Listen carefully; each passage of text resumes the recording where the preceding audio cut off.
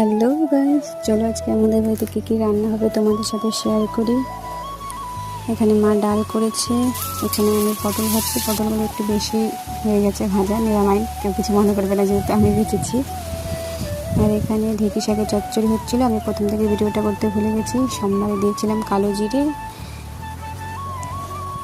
এখানে হলুদ লবণ দিয়ে নাড়িয়ে চেড়ে একটু ঢাকা দিয়ে রেখেছিলাম। এখন দিয়েছি সর্ষে বাটা, কাঁচা লঙ্কা বাটা দিয়ে নেড়ে চেড়ে নামিয়ে নিয়েছিলাম।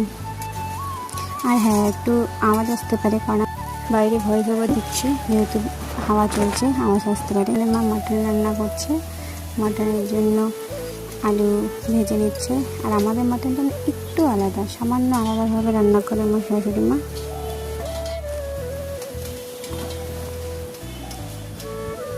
এখানে দেখবে মা দারচিনি, লং, এলাচ দিয়ে দিবে, তারপরে রসুন থেতো করে দিবে, তারপরে তেজপাতা দিয়ে দিলে, এরপরে দেবে পেঁয়াজ কুচি।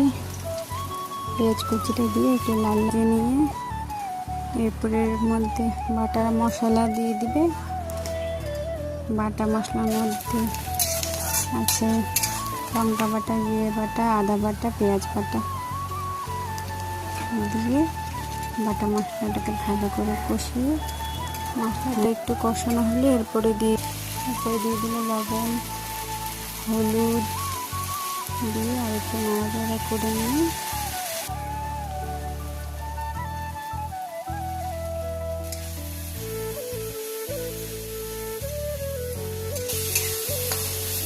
লঙ্কার গুঁড়ো দিবে।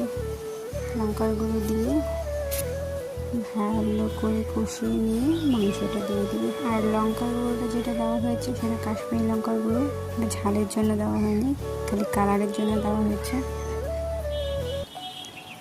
কালারটা খুব সুন্দর আসবে। এখানে মা মাংসগুলো দিয়ে দিচ্ছে।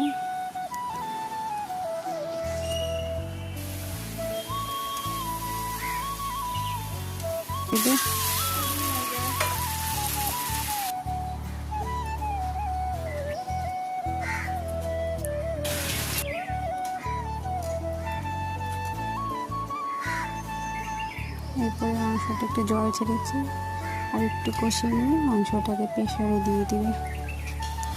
তার মধ্যে আলু ভাজাগুলো যেগুলো উঠিয়ে রেখেছিলো, আলু ভাজাগুলো দিয়ে দিয়েছে।